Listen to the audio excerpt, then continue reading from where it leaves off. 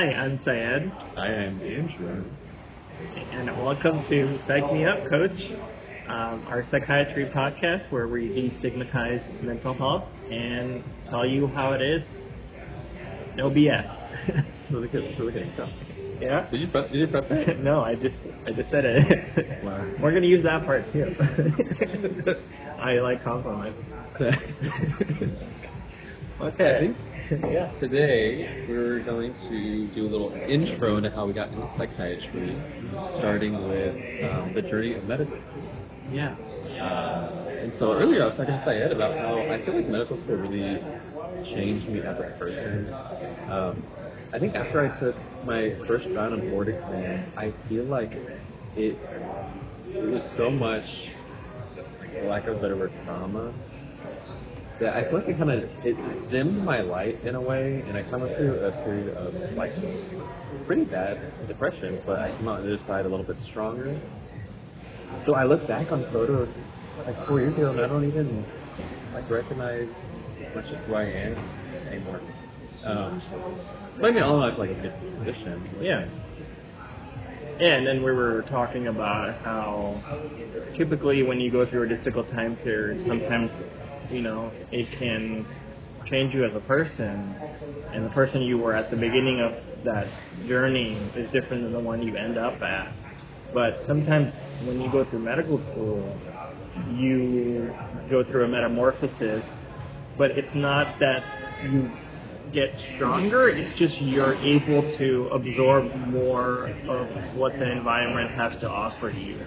Kind of like you get a thicker skin and a harder shell of just dealing with the things around you.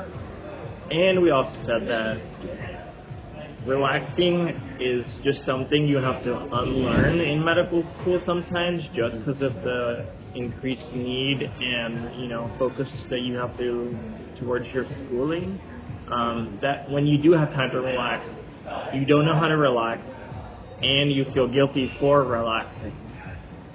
Do you feel like you've become an expert on relaxing? I don't really feel like I'm not good at it. I just doom scroll TikTok, which sometimes helps, but most of the time I get more drained. Like I feel more drained after spending like 3 hours on TikTok than if I were to just like lay down and start to nap. Yeah, I think it's just going back to the med school stuff. It's just when we took breaks, that's all we could do. You can't go out and like go do like a fun thing while you're studying. Your break was like, okay, I got 5 minutes. I'm probably just gonna get on my phone and enjoy a few laughs while I can, because I have to get back to it. That's literally what I did. I was like, okay, I have an hour and a half to study, and in that hour and a half, I have 10 minutes of TikTok. Yeah. And then I also played this game on my phone.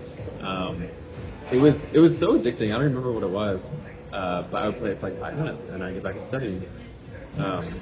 And it was helpful, but now I'm like leaving that like realm of the world where I have more free time, and I don't know how to relax with remote perspective. And I would imagine a lot of people have that same issue. Now there's so much with technology and so many things to distract us constantly throughout the day. It's like how do you relax? I think that part is the most difficult part of medical school, because even when I had a week off, I just felt guilty every day. Or if I decided to do something, my mind was so conditioned that I have to wake up every morning and study 6 to 8 hours, make sure I'm studying well, because the test was coming up. But during that 1 week break, you can't just decondition yourself within 1 week. It's very difficult. And then especially when that gets amplified over a matter of 4 years, at the end of the 4 years, you do not know how to relax. I had a lot of free time towards the end of my 4th year before residency was starting, and I just didn't know what to do. What did you end up doing? I mean, my relaxing time in medical school was like when I would be studying on my computer, because I had 2 monitors. It'd be easy to study at home sometimes. I would just get on a game, play 30 minutes, and then get off. And so when I had a whole day, I'd be like, do I just play a bunch of 30-minute games? Is that what I'm supposed to be doing?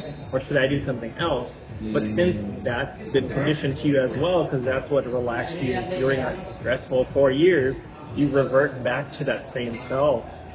But you have to like kind of get out of your comfort zone and try to do things with people or go socialize, have fun, but not just revert to what was comfortable for you during an uncomfortable time. Well, that's a good point. What was your go-to game? League of Legends. League of Legends. Yeah. No judgment.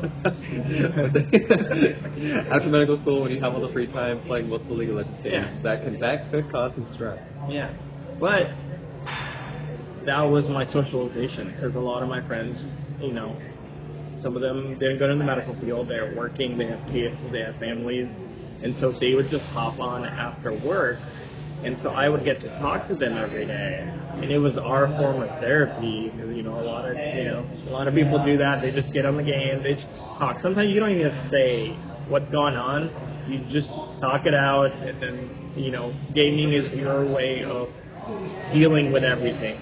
Sometimes it can be frustrating, sometimes it can be very exciting, but it was my form of therapy. And it's not therapeutic for you now because you don't have any friends. I think it's therapeutic for me because I kept up with my friends. Because I think that's another problem in medical school is you have to distance yourself from friends and family. You miss out on weddings, you miss out on, you know, people's significant events happening in their lives, and you miss out on that. That's a good question.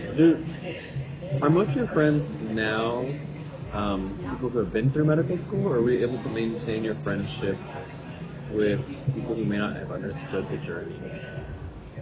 I think my friends were very accommodating to my situation, and a lot of them aren't in the medical field. They're like engineers, they're like data analysts, they're like working in information technology. So they knew that I was not available. So they would try to plan trips around my schedule because they wanted me to be there, and they recognized the importance of me having that time with them. So they would be like, hey, Syed can't make it at this time, let's do dinner at 7 p.m. so he has time to drive down after work or things like that. Regardless, I think that's just a sign of a good friend, that they're very considerate of your schedule, whether you're in medical school or you have a stable job. And I think that's the kind of friendship that I aspire to achieve and like be as a friend. Yeah. What did you feel like worked well for you in medical school to get through the tough period of time, and that you might be using now in residence? Oh man, it's gonna be TikTok. Because it was like I would take a little break and then I would spend like 5 minutes on TikTok, and then now I catch myself just like, oh, it's 2 p.m. I've got nothing else going on today, and then I'll scroll on TikTok, and then I look back up the clock and it's like 6 p.m. and I feel guilty. Oh, I just like wasted my entire day. And my goal in life is to like seize the day. Like we only have a short amount of time with a person. Yeah. And I want to do everything that I can while I can. And you know, when it's 6 p.m. and I just spent 4 hours scrolling video after video after video, like, did I really seize the day? And then I feel bad about myself, and then it's like, well, now it's 6 p.m., it's already kind of late, I guess I'll just, like, keep scrolling a little bit more. And it's this cycle. And it's interesting because, like we were saying before, like you were saying, it was helpful in a moment to take a break from stressful situations. But now that coping skill is no longer helpful. And actually, I think that segues into a different topic of like coping skills. Coping skills at one point of your life can be very beneficial, but as we enter different stages of our life, they can be detrimental. And it takes me back to even talking about like child psychiatry, like children who grow up in a home full of trauma, they develop coping skills of like dissociation, which helps them survive in that environment. And then when they get older, they instinctually use that dissociation coping skill, but it's actually harmful for their relationships. Whether it be like romantic relationships or friendships, because they just like to take steps back emotionally. Yeah. And I feel like what we're talking about, in a way, is similar because we are creatures of habit. Yeah. I think you touched on an important point there, because those coping skills in that moment was you surviving. Mm-hmm. And that's like a very, instinctual thing to do. Is you just need to survive. We want to live. Yeah, like that's just like nature, right? Like we humans have been doing this forever. It's at the end of the day, the most basic thing you need to do is survive that day, right? Mm-hmm. And that was all like people, when they didn't have tools we had back in the day, they would be like, okay, I need to go hunt, I need to get food.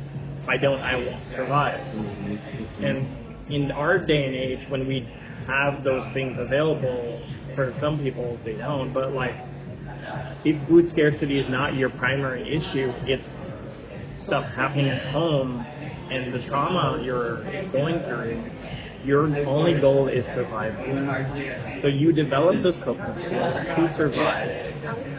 But when you're not in a, fight or flight situation later on in life, you go back to what is familiar, like kind of what we were talking about earlier. You go back, it's very human to go back to what's familiar, to go back to something that's comfortable. Whether or not it's a good coping skill, you're going to do it. And so people that shut down when things get really stressful, shut down when they were kids, and they're going to shut down when they're adults, because that's all they know. Which is why it's important to develop good coping skills and not just rely on the ones you did when you were in a survival situation. If you needed to do to survive, that's completely understandable. Because as a kid, you're not expected to know how to use mature coping skills because you're a kid. Yeah, and even going off that, I feel like we just talked about how we were hard on ourselves with our coping skills are not great now, but kind of relating it back to childhood in that comparison, the coping skills that we use now, we're for like a form of survival, and I think that we should give ourselves some grace and not be as hard on ourselves because our brain is just trying to protect us, and it instinctually feels like this is the best way to do it. So instead of being like, why am I on TikTok for 4 hours, reframing it to say, there's something that I'm wanting here, and this is what I'm drawn toward. My brain is trying to protect me, and like enjoy the moment. Yeah. And I think approaching yourself with a state of like compassion and grace can help reform new habits bit by bit. Yep. And I think that will be the foundation to do that.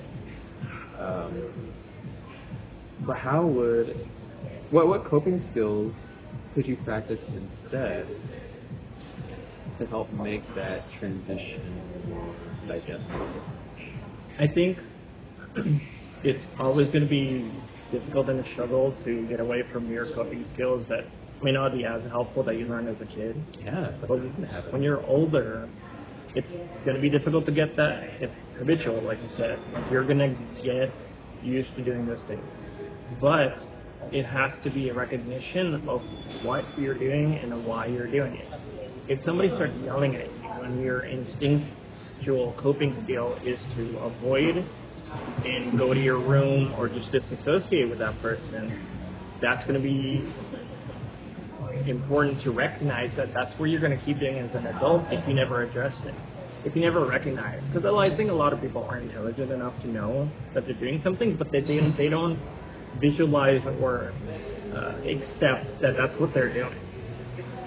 Sometimes we don't put words to what's happening, and I think that's important for us to be like, hey, I might not say it, but I know it, that if somebody yells at me, I'm going to shut down, and I'm going to go to my room. But I don't have a word for it, I just know that's what I'm going to do.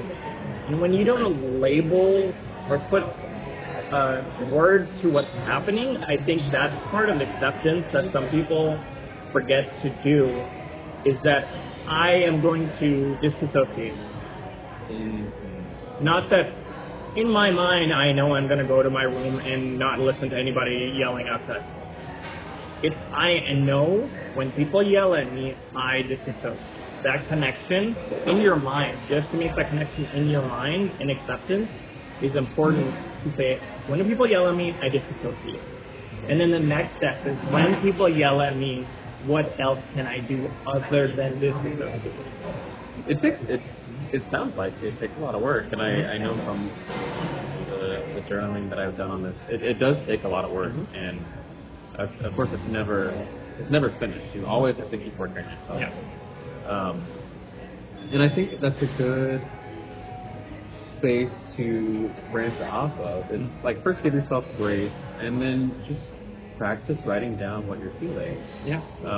Although words can be bad in the sense that they put your feelings into a box, it can also be helpful because you can use that box to help define how you're feeling, and then that connection in your brain gives you some peace. Yeah. And then you're able to jump off of that platform into a different version of yourself. And that's something you continually have to do, to work on, if you want to maintain that peace and joy within yourself. And I feel like in other relationships as well. Yeah. When I go through periods of like months of not doing that or not journaling, like I feel it. Like my emotions feel like they're scattered, they're all over the place. Like I don't know what I'm feeling. I don't know how to describe it. Right. And I think that's when I revert back to like core coping skills. That's human nature, right? Mm-hmm. When the world around you is falling apart, you go to what is your base behavior. And even though we're like adults, our base behavior is still what we learned as a kid. It's just part of development. Like your developing mind accepts that that's my basic instinct is going to be to do that. And that kind of makes sense too, because we played video games growing up. Video games by nature, there's a lot of designs for instant gratification and rewards and like delayed gratification. But you see a lot of flashing lights. You see a lot of like new areas. And for me growing up, that developed into TikTok because it's like, 4 seconds, something new, 4 seconds, something new, 1 second, something new. It is kind of a habit that, or coping skill that I've been using since childhood that I revert back to, right? And that's so interesting. Everything kind of revolves back to your childhood and what you did to survive and how it's transformed into who you are. Yeah. Your experiences definitely define a lot of what you'll do in as an adult. That's the nature versus nurture thing, right? The nature part is you're going to revert to your base instinct, and then the nurture part is what is going to be your base instinct? What are you going to do in that situation? And I know you were talking about relationships, about people that have dealt with certain things during their childhood end up having issues in the relationship because they weren't able to address it in an appropriate manner. A lot of people that disassociate when they're having relationship struggles or arguments or issues in their relationship where their partner is trying to have a discussion with them about the situation, they shut down and disassociate. And a lot of those people end up being avoidant attachment.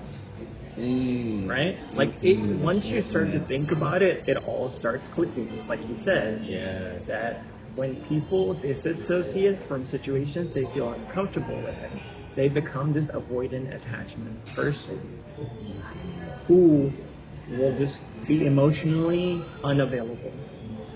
You're yelling at me, I don't want to talk to you. Like, we're done. You're angry, goodbye. I don't want to talk to you. You're sad, I don't want to talk to you. I don't want to talk to you. Maybe forever. Like, we're kind of done here. Yeah, deal with it. And then in their way, they sometimes feel like what they're doing is the mature thing to do.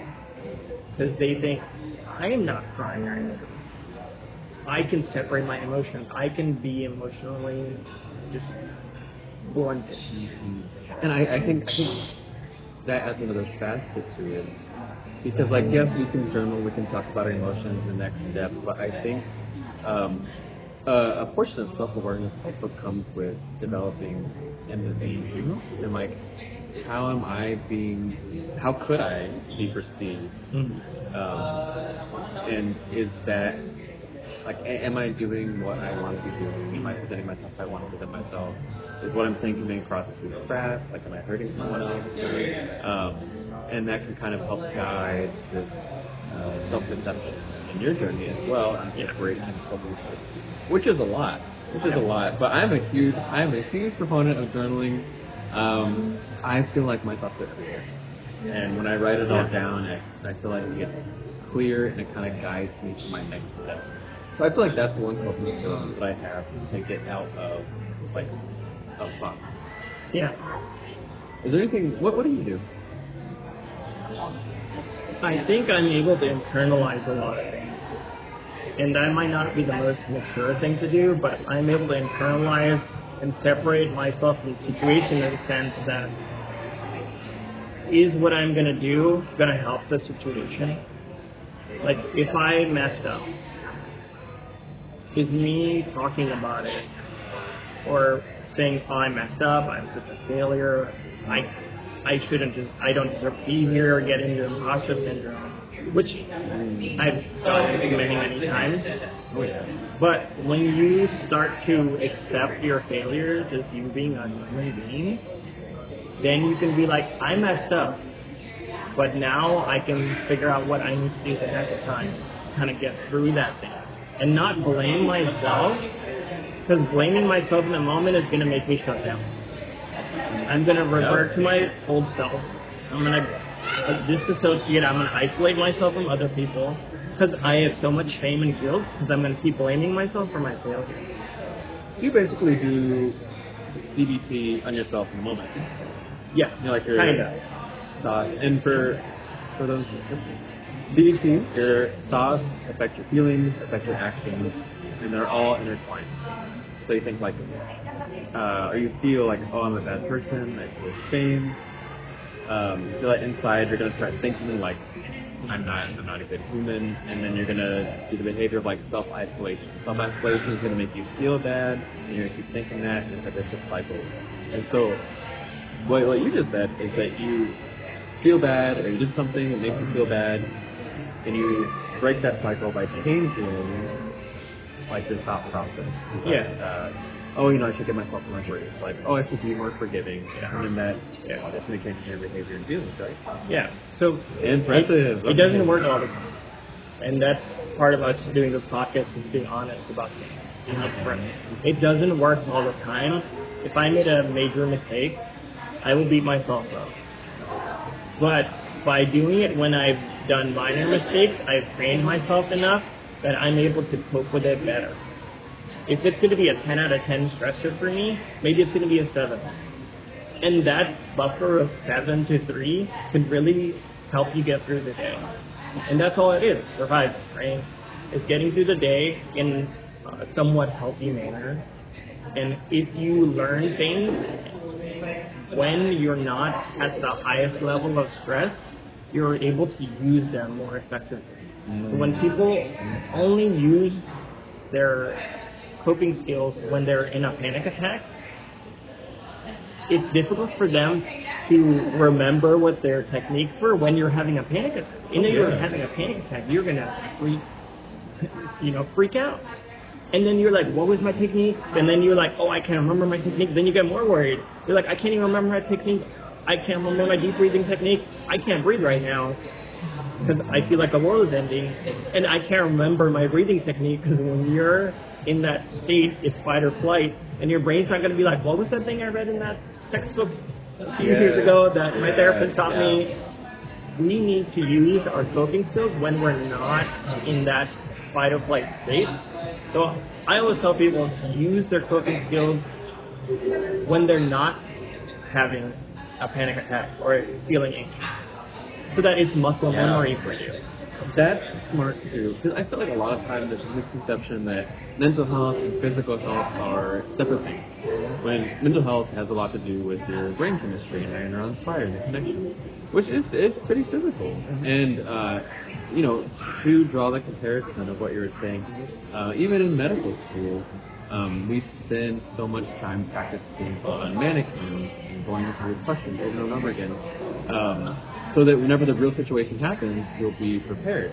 But even through all the 4 years and the countless hours of studying that we did, I remember when I was on my internal medicine rotation, there was like a rapid response in some patient's room in the hospital. And it was my first time. I got up there, and a patient had like really low blood pressure.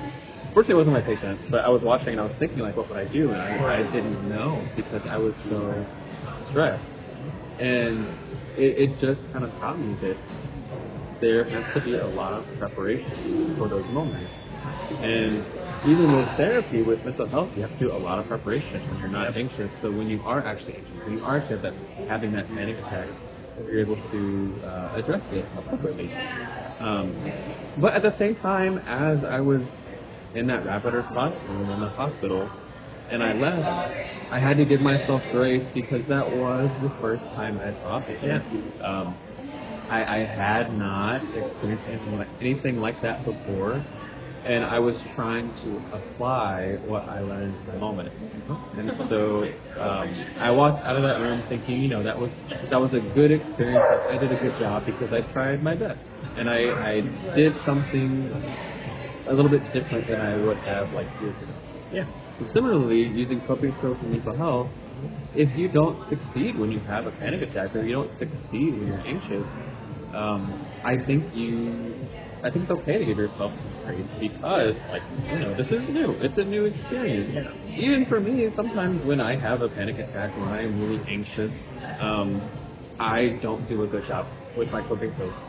But every piece of information, every failure is a learning opportunity. And at the end of the day, this is a new day, and this is your first time living today. Yeah. It's the first time living ever.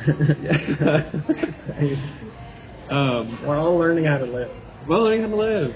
And, day 5,003 is going to make you feel different than day 5,004.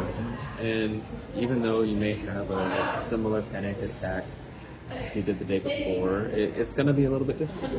So if you don't succeed, that's okay. I think it's important to try again. Be nice to yourself. And, when you were talking earlier about being compassionate and giving yourself grace, I think people forget to be nice to themselves.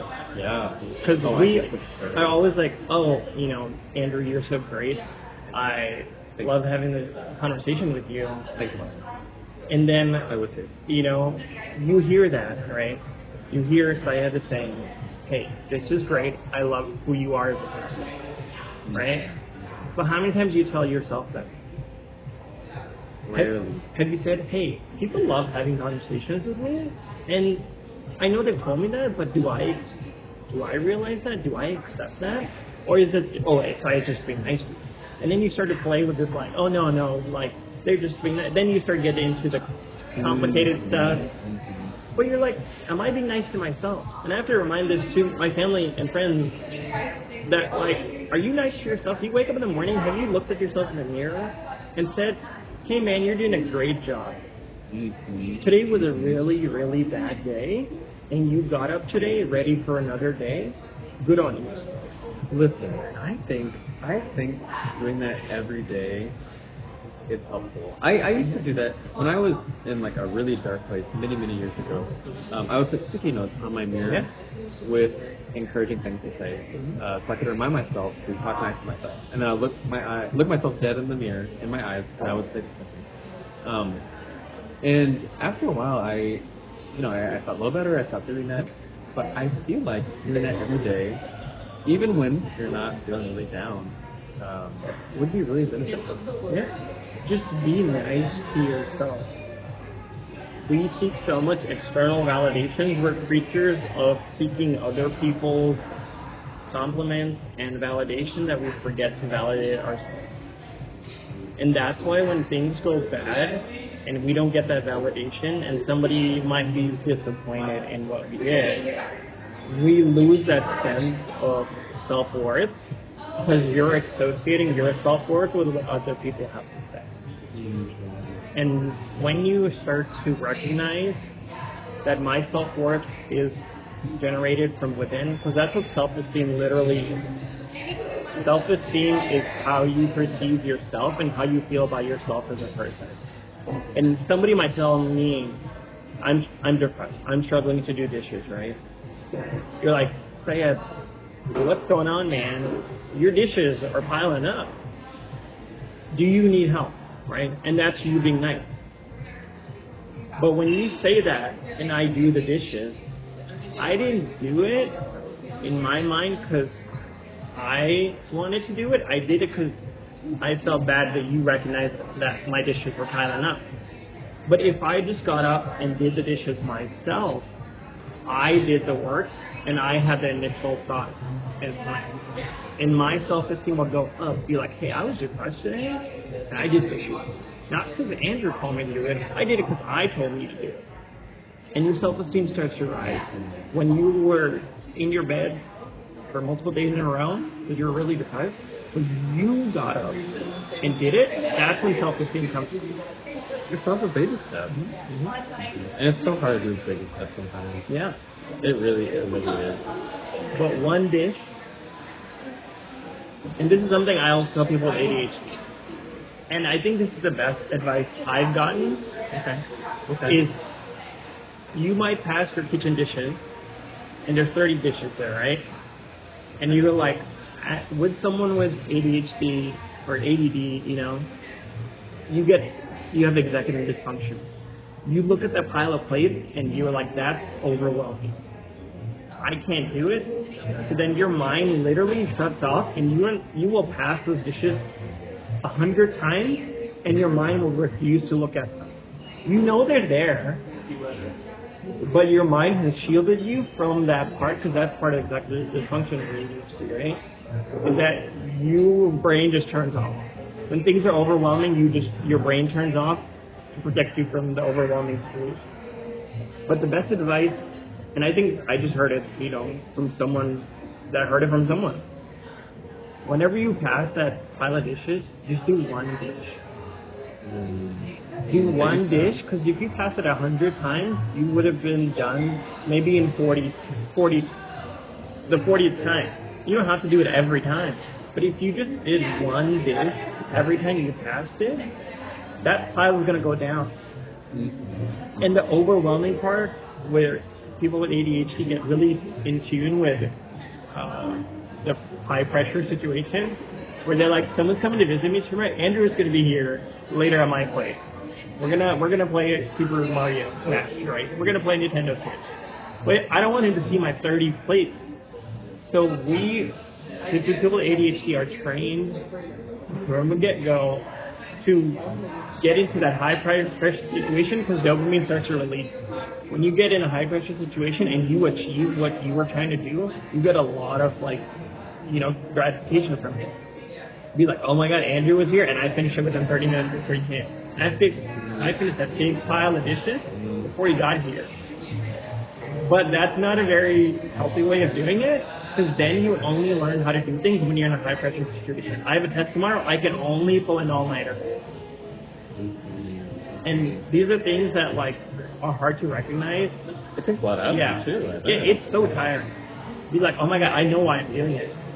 But it's a very difficult habit to break because your base instinct is like, I've only done well when I was put in a panic mode or where I had to. If I didn't study all night, I would fail the test. Right? That takes a lot out of you. I can just imagine that take a lot out of you. And it sounds like what you're saying too goes along with the theme of exactly what we're talking about. It's like a baby step. And reframing the way that you approach situations. And that in itself is kind of a coping skill in helping you live a more happy and fulfilled life. Yeah. It's good. Be nice to yourself. Yeah. That's all we're asking. And this is something we have to tell ourselves too. And it's not us just saying it to you. We need to tell this to ourselves. So when I wake up in the morning, I should be being nice to myself. And it's something I'm working on, and we're both psychiatric residents. We treat people, going through these situations, and we're like, hey, this is what you should be doing. But we have to practice it ourselves too, right? Because we're human beings. We might experience the same thing that somebody else might be experiencing. And we just got to be nice to ourselves then. If our patient is worried about, hey doc, I can't do this, and we're like, you got this. Like we're trying to motivate them or provide supportive therapy, be like, you can do it. Just be nice to yourself. Then I should also learn how to be nice to myself. That's something that I'm working on. And I think that's important for us to recognize. It's just, we're all on the same boat. At the end of the day, we're just trying to live out love. Yeah. We're trying to live out love. Yeah. Every night. And it's hard. You're trying to be yourself. It's hard, but get through the day. Yeah, we're all people. We're all connected with shared experiences, and we help each other live out love. Yeah, that's the point. So be nice to yourself. You got to remember to psych me up. Psych me up, coach. There you go. All right, psych yourself up tomorrow. Okay. Thanks for tuning in. Bye.